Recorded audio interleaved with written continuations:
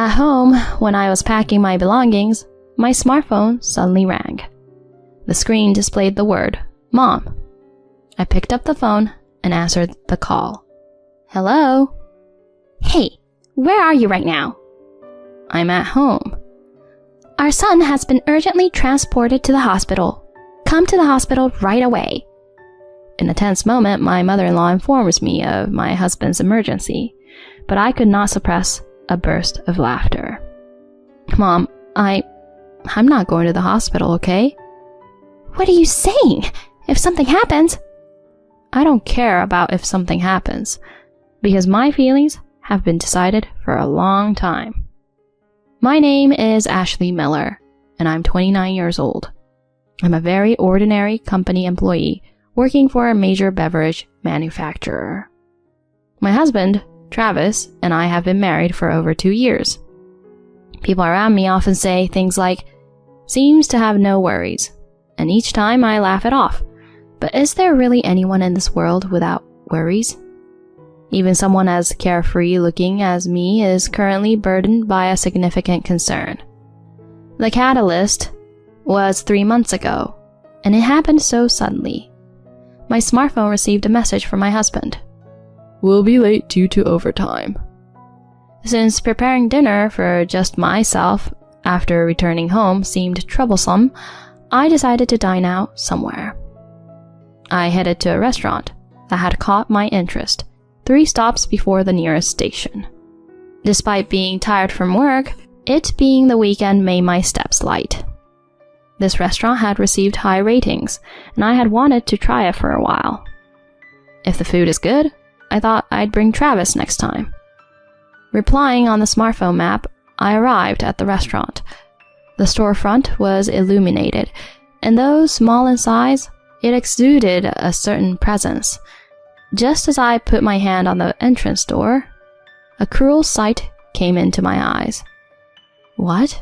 Why? In the back seat, there was my husband. Across from him sat an unfamiliar woman with long hair. Without hesitation, I let go of the doorknob and desperately tried to control my trembling body. What am I looking at now? I couldn't believe my eyes. What does that mean? Travis said he has overtime today. Who's the woman with him? What's their relationship? Questions arose one after another, gradually leading to panic. One thing is certain. My husband is having dinner with a woman at a restaurant under the guise of working late. Unable to stand still, I turned on my heel with determination. I just want to get away from that place, so I kept running in a frenzy. When I came to my senses, I found myself in an illuminated park. I sat on a bench to sort the situation. Perhaps my husband is just having a meal with a colleague from work. There might be nothing suspicious. I tell myself this over and over again and decide to go home for the time being. I decided to wait for my husband to get home and talk to him. I'm home. The front door opened, and my husband's lively voice could be heard. Checking the time, it was already past 11 p.m. I couldn't shake off the discomfort, thinking about him being alone with another woman until this late hour. For now, I pretended not to know anything and brought up the conversation. Hey, Travis. So today, did you eat somewhere? Somewhere, I bought dinner at a convenience store and had it at the office. While working? Of course. I didn't have the luxury to sit down in a restaurant. I was too busy. You were that busy? So going out to eat with a colleague from work? Oh, no. I was invited for a drink by a colleague who stayed late, but I said, my wife is waiting, and came straight home. Travis talks as if he were proudly describing himself as a good husband.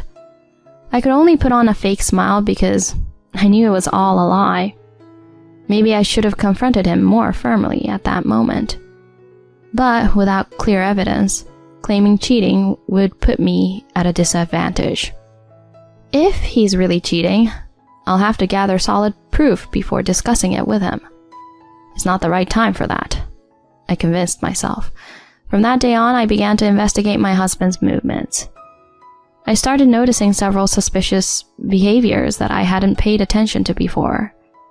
He always carries his smartphone with him, never leaving it behind. Late at night, he quietly leaves the bedroom and doesn't return for about an hour.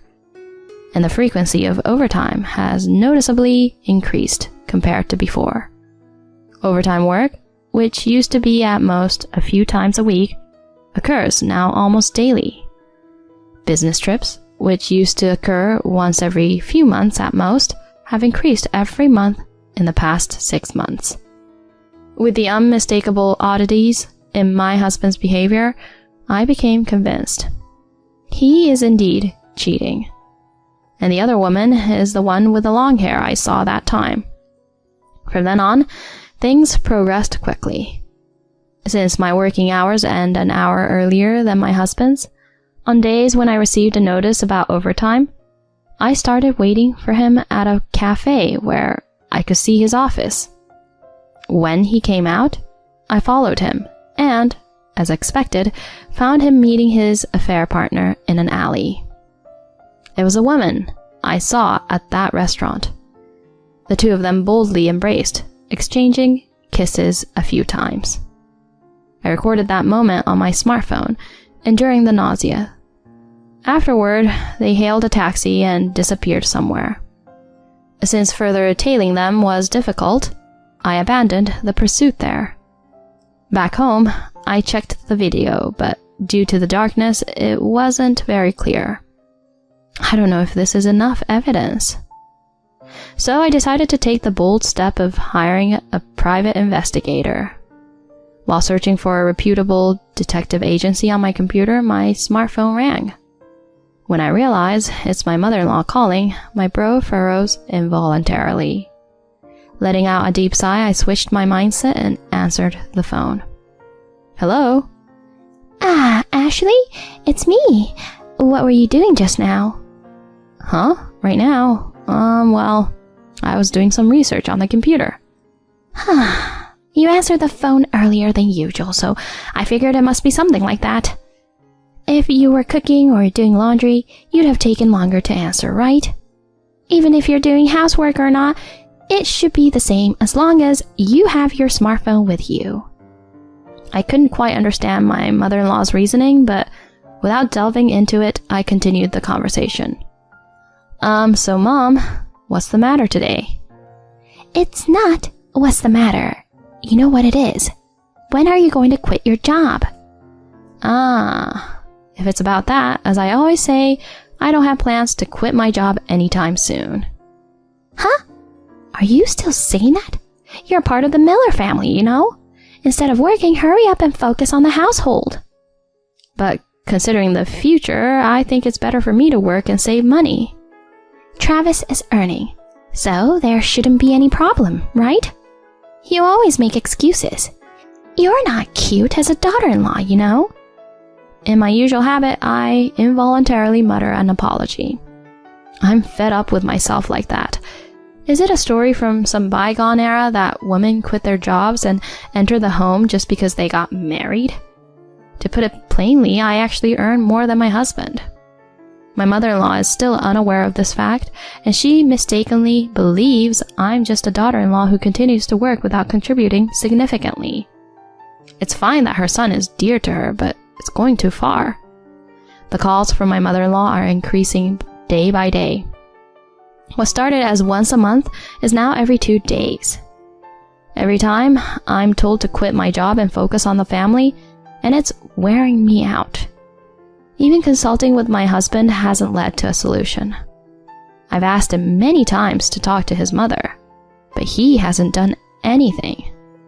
Instead, my husband laughed and said, But isn't what Mom says true? Travis, do you also think I should quit my job? It's not that, but it's normal, right? A woman is better off being at home, isn't she? But if I do that, our life will... Huh? Are you implying my earnings are not enough? No, it's not like that. So that's what you mean, right? Whether you're looking down on me or not, making such comments is a turnoff. I'm sorry. Since then, I feel like I might step on his landmine again, so I can't bring up this kind of conversation.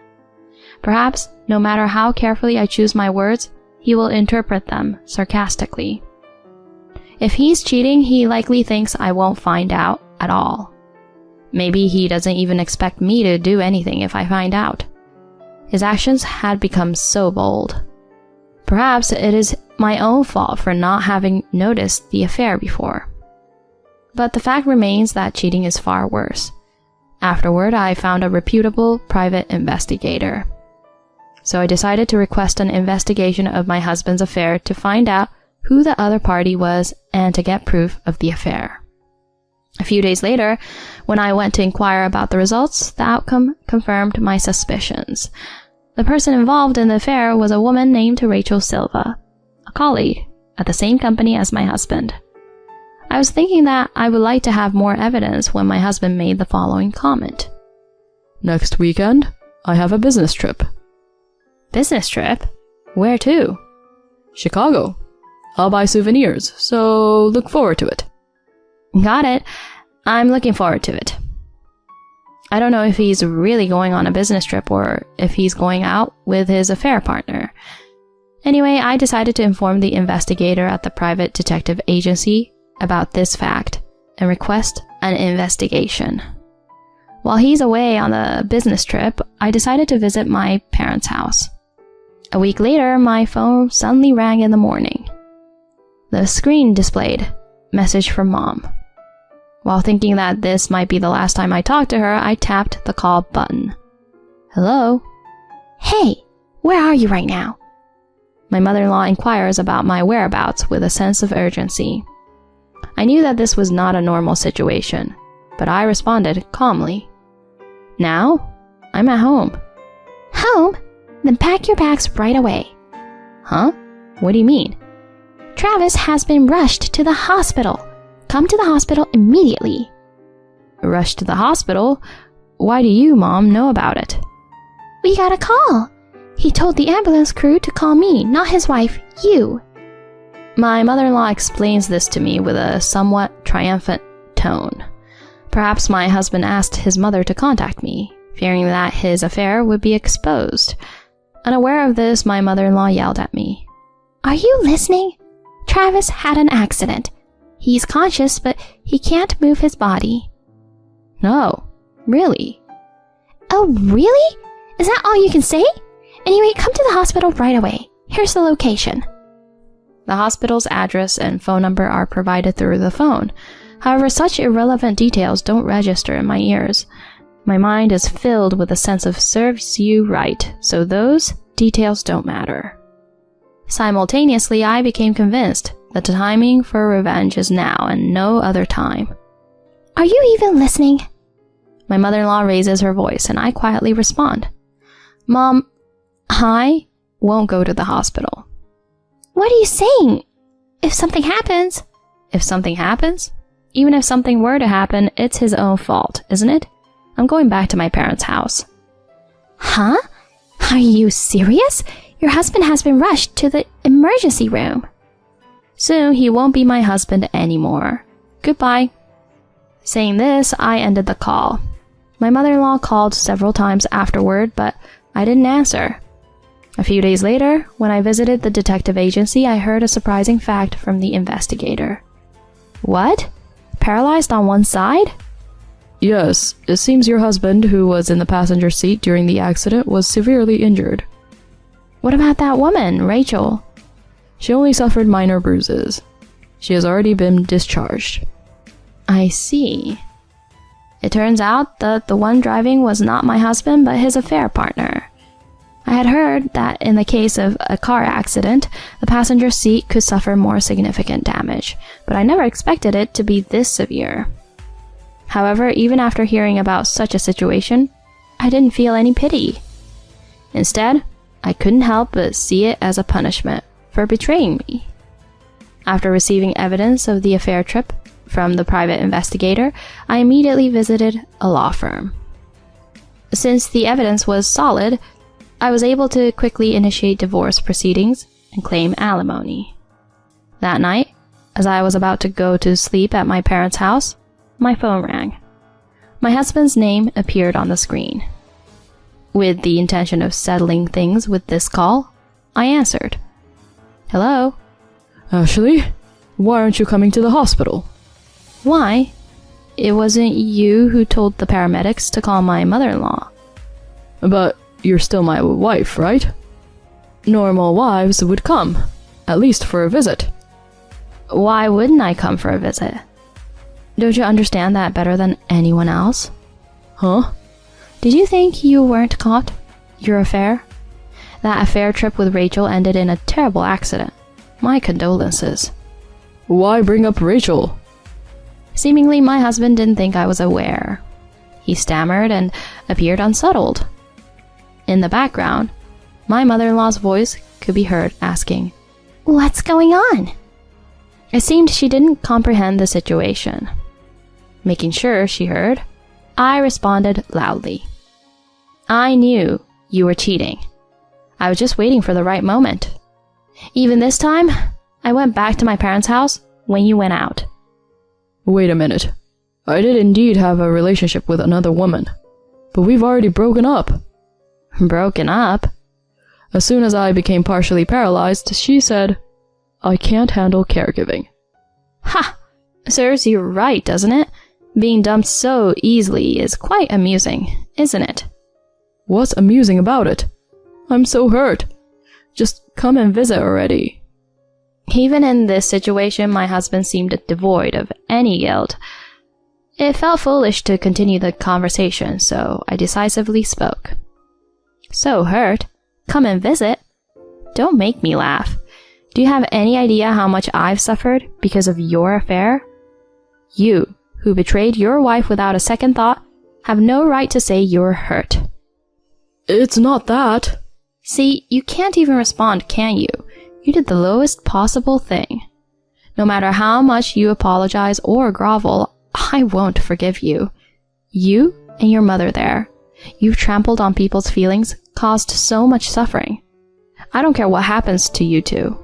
Recognize your sins and spend the rest of your life in discomfort. Carry that paralyzed body of yours. Wait, Ashley. Hey, Ash. I ended the call abruptly, as if cutting off his attempts to cry and beg. To avoid further involvement, I set the call to reject all future calls. Later on, we divorced. He and his cheating partner were charged a reasonable fee for the affair. The lump sum alimony payment apparently left Travis's savings in the negative. With his inability to work as before, his income essentially became zero. He was left paralyzed and in debt. He is now living with his mother at his parents' house, but his body is not doing what it wants, and he seems to be getting more and more stressed every day. Because of that, he and his mother are arguing loudly, their arguments reaching the whole neighborhood. But honestly, I don't feel sorry for them. It seems like the right consequence. At best, I hope he suffers and atone for his sins. I, on the other hand, live peacefully at home with my parents. I talked to my job about it and asked to move closer to home. After dealing with a lot, I want to be a bit kinder to myself. If I get the chance to meet someone nice, I'll take my time and build a good relationship.